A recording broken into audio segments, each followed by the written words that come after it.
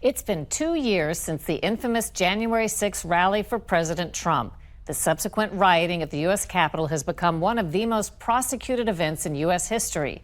About 1,000 people have been charged with crimes.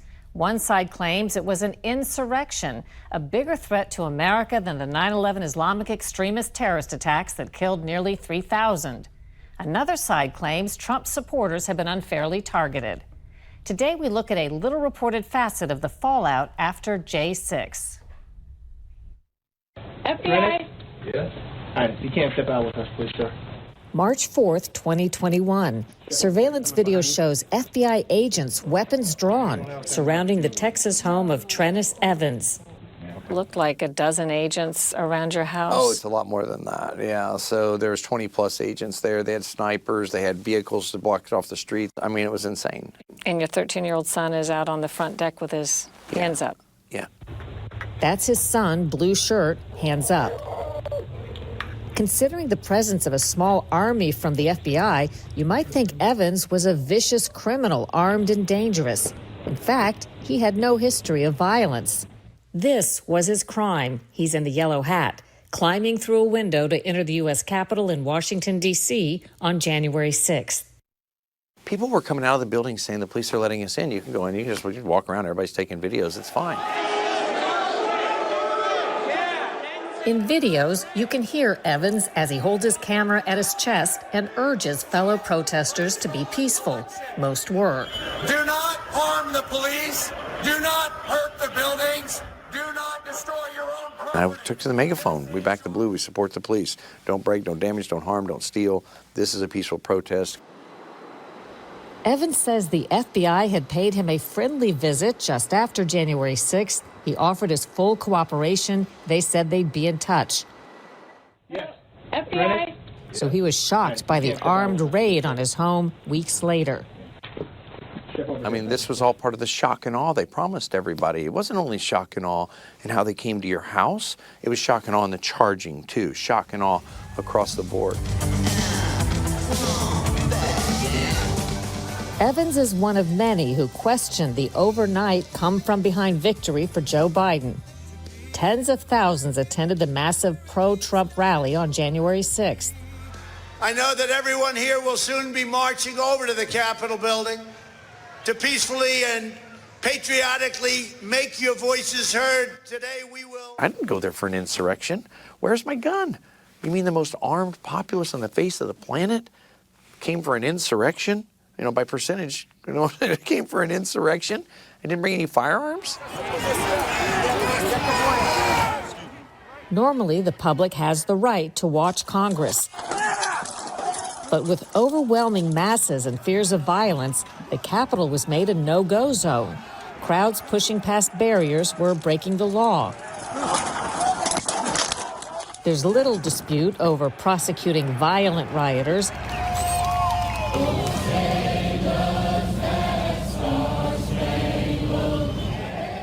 The controversy surrounds the FBI's heavy-handed treatment of some peaceful demonstrators.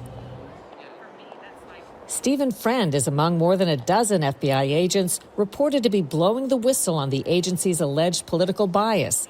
He told me he was suspended after refusing to take part in SWAT raids of nonviolent January 6 suspects. What did you think was so wrong about the raids? I felt that there was definitely a harder hand in the way that the arrests and the searches were going to be carried out. Regardless of the individual's involvement in January 6th. January 6th has become one of the most aggressively prosecuted events in U.S. history, with Trump's enemies claiming it was an insurrection that threatened democracy. Donald Trump summoned a mob to Washington, D.C., and ultimately spurred that mob to wage a violent attack on our democracy. Trump supporters lodge accusations of politically driven investigations, and some Republicans are asking whether law enforcement may have been driving the January 6th chaos more than investigating it. How many FBI agents or confidential informants actively participated in the events of January 6th? Sir, I'm sure you can appreciate that I can't go into the specifics of sources and methods. Did any FBI agents or FBI informants actively encourage and incite crimes of violence on January 6th? Sir, I can't answer that. The FBI's role has come under increased scrutiny as their agents and informants have been revealed to be working undercover at high levels within the groups they're investigating. Take the 2020 domestic terror plot to kidnap Michigan Governor Gretchen Whitmer, a Democrat. According to court filings, there were more FBI agents and informants working undercover in the militia group than there were militia members who were arrested. Even the leader of the group who was driving the scheme was an FBI source. There were also FBI agents or informants secretly working inside two major groups charged with planning the Capitol breach. A leader of the Proud Boys, not present for the riots, pleaded guilty to seditious conspiracy. It turns out the Proud Boys had up to 8 FBI-linked people on the inside before the riots. And the number 2 officer in the Oath Keepers was an FBI informant, according to court records.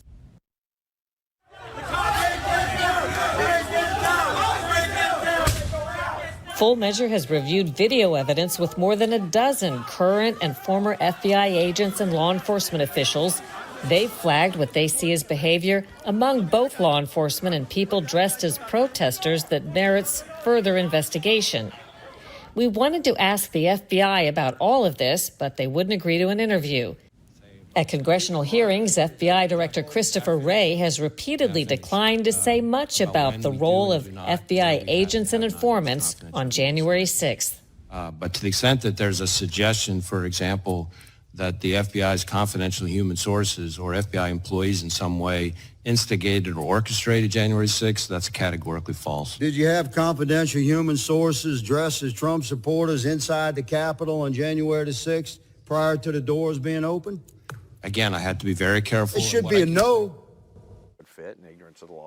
For his part, Trennis Evans says he's not innocent, but insists he's not the most wanted monster he's been made out to be. I want to own the fact that I broke the law, and I think we should all own the fact that we broke the law, but it's a civil disobedience for 99% of the people there.